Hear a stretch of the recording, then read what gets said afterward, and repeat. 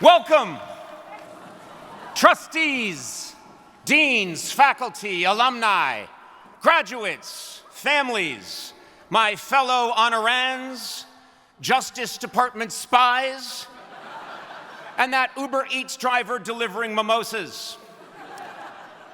As I look upon this gathering of tomorrow's greatest minds, I'm confident saying there is no less flattering outfit than the cap and gown. We all look like the potions professor at Hogwarts.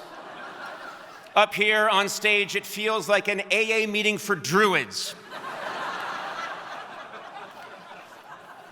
I want to thank President Garber for his incredible stewardship of this graduating class. Fantastic job, sir. Really nice. Really nice. Normally I would give you an A+.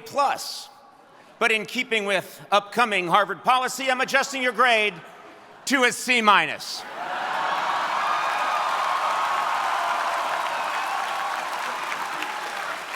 Trust me, it's for the good of the school.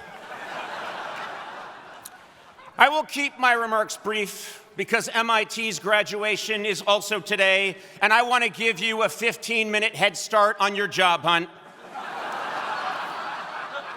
Those nerds down the river won't know what hit them. Also, just a quick announcement after the ceremony. Tequila shots are on me at the Porcellian Club.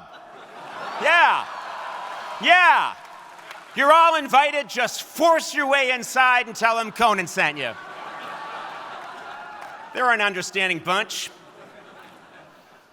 As we gather here today at this beautiful Tercentenary Theater, I am struck by one thought.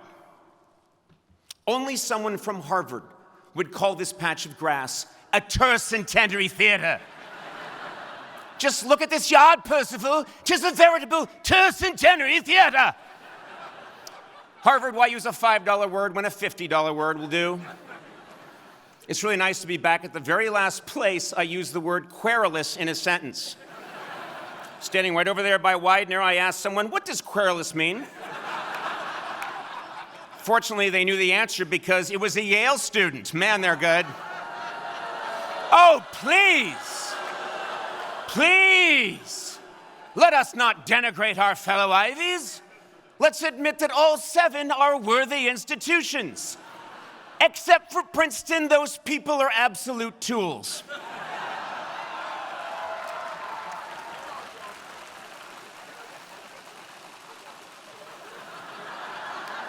What the hell's going on over there? Yeah.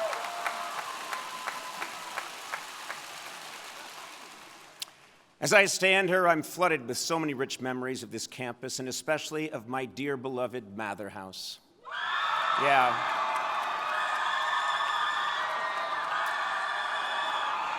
Yeah, that's enough. Mather was named after former Harvard president Increase Mather, who was an infamous figure in the Salem witch trials. And if any of you spent more than an hour in Mather House, you know the witches got the last laugh.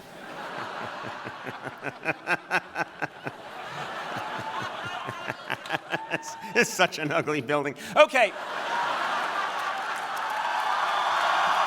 I'm sorry. Let's tear it down, start again. All right, here we go.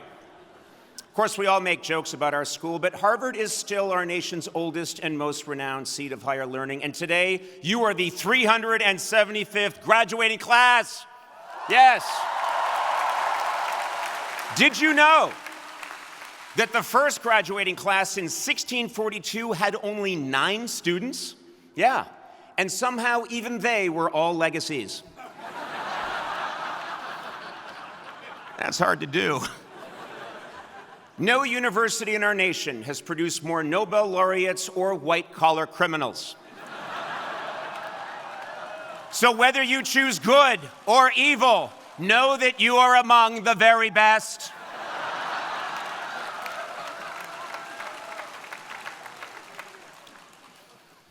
Harvard is indeed an impressive place. Today, this university honors 13 esteemed colleges, and I salute all of you, each and every one. Now, of course, don't push it. Of course, this includes the Harvard School of Dental Medicine. Yes. Yeah. And let me tell you something. When Harvard dentists say you may rinse and spit, they say it in Latin. I wasn't going to do that joke, but the dental school said they'd give me free veneers if I gave them a shout out. No, I take my assignment today seriously, and in preparation for this speech, I asked the provost's office for intel on all your concerns. And I was told the following. You're obsessed with doing laundry now that it's free. You bemoan the lack of fresh berries. You're upset that not all the dining halls have hot breakfast. Yeah. And you're alarmed that the Kennedy School has stopped providing complimentary coffee. Yeah. If these are indeed your concerns, you sicken me. But half those complaints are things you'd hear from a brown bear. More berries!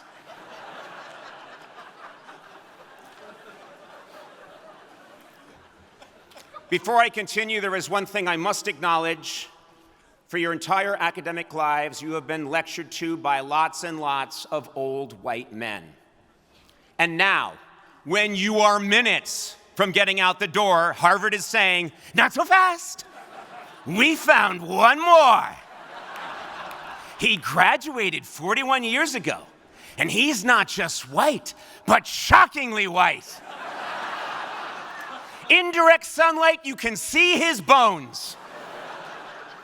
Well, I may be old and white, but let me assure you, I still fit in seamlessly with the long list of Nobel laureates, heads of state, and civil rights activists who have given this commencement address. Now, sure, they did great things, but only I play a talking, potty-training gadget named Smarty Pants in the upcoming Toy Story 5 in theaters everywhere on June 19th.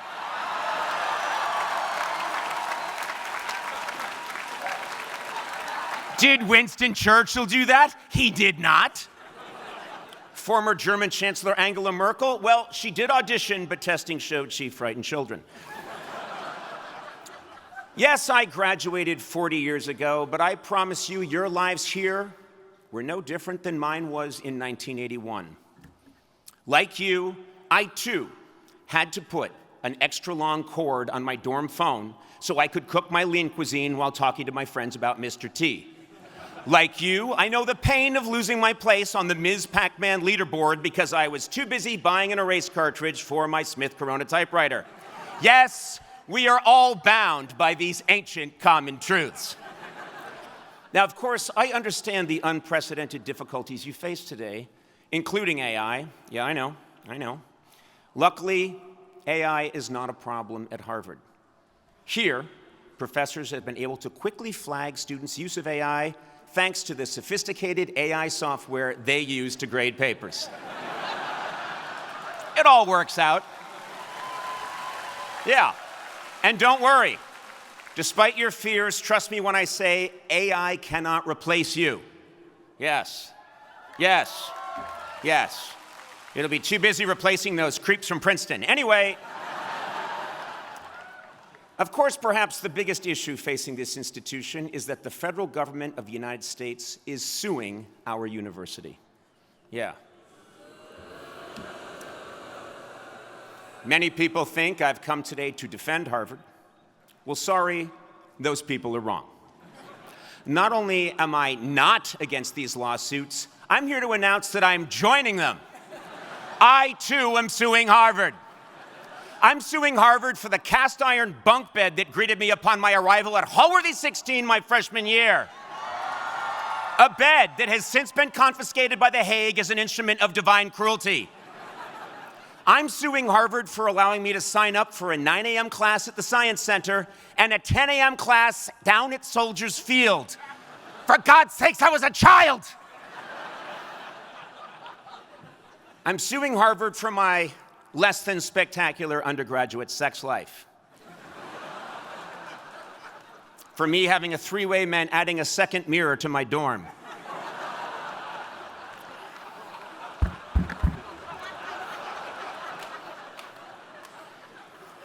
I'm suing Harvard because once I had to listen to the Harvard Crocodillos do an 8-minute rendition of Splish Splash, I Was Taking a Bath. My God, each one took a solo, and it was awful. And finally, I'm suing Harvard because, and this is absolutely true, in the spring of my sophomore year, while trying to grab a quick lunch at Adam's house, I was served a meal called Captain Ben's Fish Spaghetti. To this day, I have no idea who Captain Ben is or why someone would combine government-issue cod with spaghetti. Harvard, I'll see your ass in court.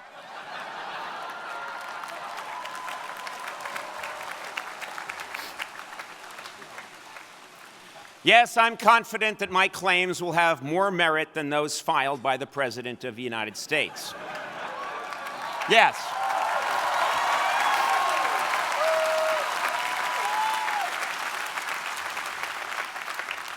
As you are aware, the current administration feels Harvard admits too many foreign students, and who knows, they may have a point. After all, what has any foreigner ever added to our American culture? With the possible exception of music, literature, art, cuisine, fashion, architecture, dance, scientific breakthroughs, and the core of our moral codes and ethical beliefs. Seriously.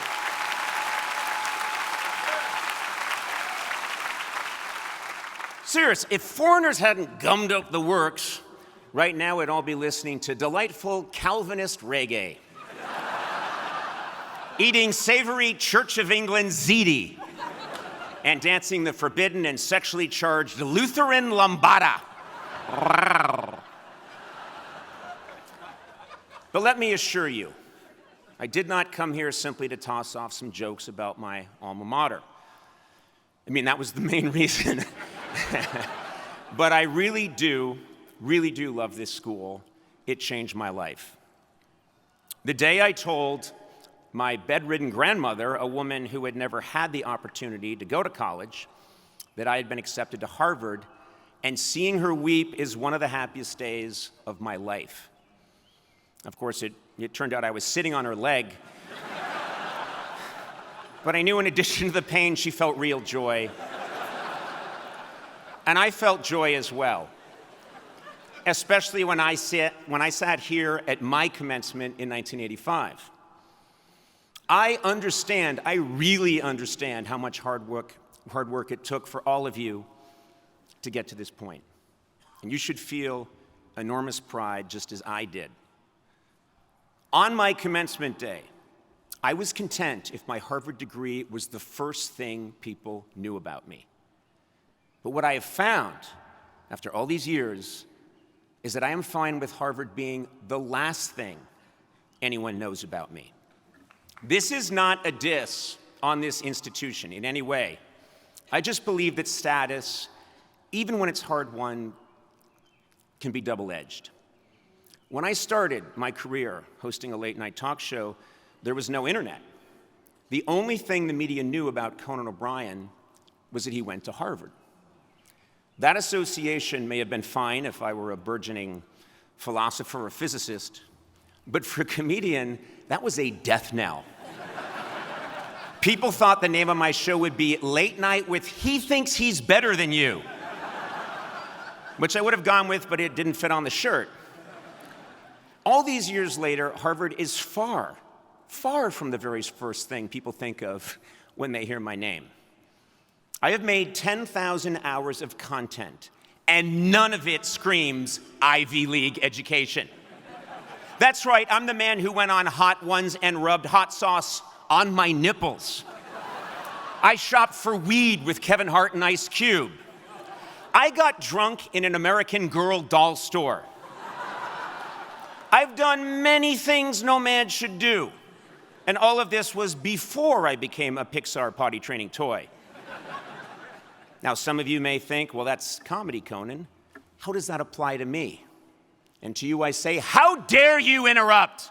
I'm giving a commencement address. Yes, my challenges were unique to me, but I found that any single achievement, like a Harvard diploma, becomes less important to me in all the very best ways when I embrace certain principles. The first is that I endeavor to always remind myself that I have done absolutely nothing alone. Walt Whitman wrote, "I contain multitudes." Well, I contain a breakfast sandwich and an iced coffee from Tate, but whatever I have achieved has been with the help of an infinitely packed clown car of multitudes.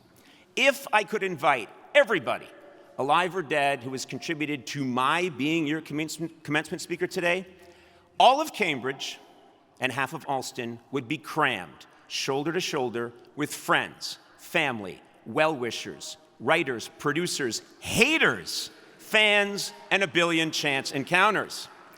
Recognizing that my accomplishments are not just my own has given me much-needed ballast throughout my life, and it really helps to spread the blame around when things go south. Another thing I learned to do that has saved me repeatedly is to pivot. I have had to course correct so many times in my career that my path is a crazed tangles of zigs and zags. I famously lost a job that meant the world to me, and then years later, I saw the entire format of late-night television, something that I had dedicated my career to, start to evaporate. So at the suggestion of a very smart friend, I started a podcast. I actually had disdain for the project until, with the help of guests, collaborators, and an assistant addicted to gummies, I made something I loved just as much, if not more, than my late-night show. I have had to pivot like this so many times that I've come to really love pivoting. And I use the word pivot much more than I should in conversation and commencement speeches. And now I pivot to my next truth. I always recognize the enormous role of luck in my life. Refusing to see how luck has played a role in anyone's success is simply ignorant. Many people are happy to mistake a lucky poker hand for their own brilliance, and fighting that human instinct has kept me sane. I honestly believe that community, spontaneity, and a real commitment to humility has helped me build a rich life that means much more to me than any diploma. And believe me, I'm not saying the goal is to renounce accomplishments, but rather to metabolize them.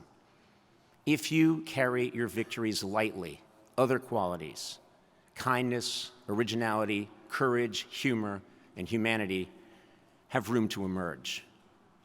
Maybe, maybe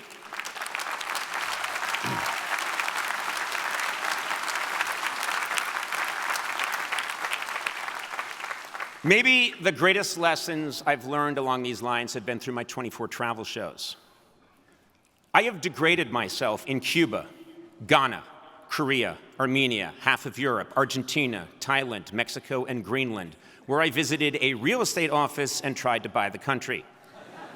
When I travel to another land, every quality I have discussed, community, adaptation, and a sincerely humble approach are all necessary.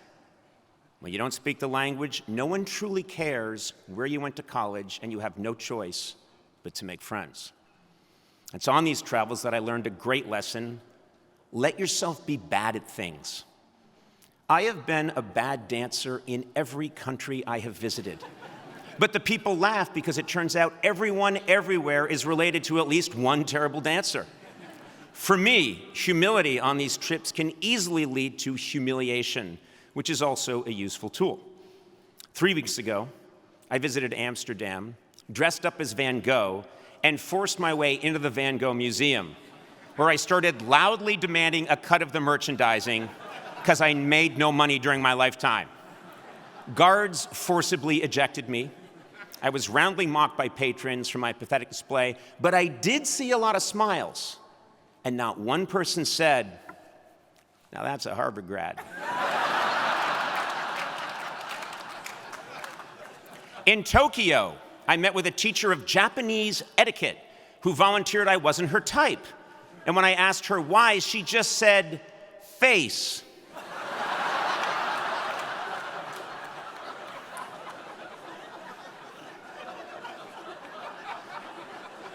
In Ghana, after accepting a royal invitation, I was kicked out of the Ashanti Palace by the Queen Mother because her favorite soap opera was starting. I understand that I am preaching modesty and connection at a time when this is not in style. We are living through a period of extreme narcissism. Our current leadership in Washington believes that empathy is a weakness and that our nation stands supreme and alone. Add to that, everyone here today has a phone in their pocket that is algorithmically programmed to celebrate you and you alone by making you the protein-maxing hero of your own special journey. Much has been written about how isolated and siloed we've become, but for me, the antidote is quite simple. By de-emphasizing what makes us special, in your case, a prize degree, we can really find one another, not as an exercise in virtue, but as a path towards greater laughter, love, and real growth. And believe me, I struggle daily with my own pretensions. I am aware that I am telling you to transcend your glories as I stand on this stage, accepting a doctorate I didn't really earn, while dressed like a 12th century pope. Big surprise, I have a giant ego. I mean, come on, the titles of my shows have been A Late Night with Conan O'Brien, The Tonight Show with Conan O'Brien, Conan, where did I think of that one? Conan O'Brien Needs a Friend, and Conan O'Brien Must Go. I fought like hell to have today's ceremony named Conan O'Brien Presents the Harvard Commencement starring Conan O'Brien. Yeah, let's get that done. So when I realized that my message today would be about the rejection of honor and status, can I consider for a second turning this doctorate down? Did I say, no, President Garber, my achievements are not my own. I must decline. Hell no! Not for a second. My grandfather, who everyone called Hoofer, and who had to drop out of the 7th grade to support his parents, was a traffic cop in Worcester, Massachusetts. Yeah, and he had a saying, take what you can get and ask for more. Very wise man. Hoofer is an essential passenger in my clown car of multitudes. And in his honor, I will grab this doctorate and then ask President Garber if there's also a cash component.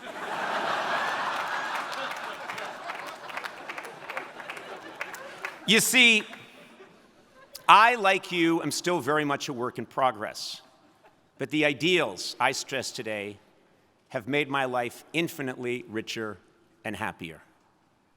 So maybe my wish for you is not that Harvard becomes the last thing people know about you, but instead that Harvard becomes the least important thing people know about you.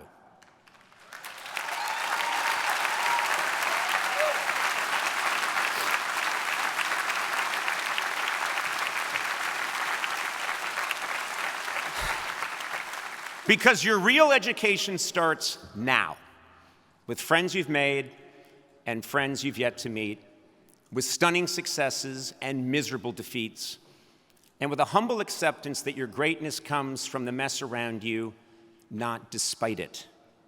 From the depths of my heart, I congratulate you, class of 2026, not for any piece of paper you received today, but because of your hard work, determination, humanity, and the boundless community that you have and will create.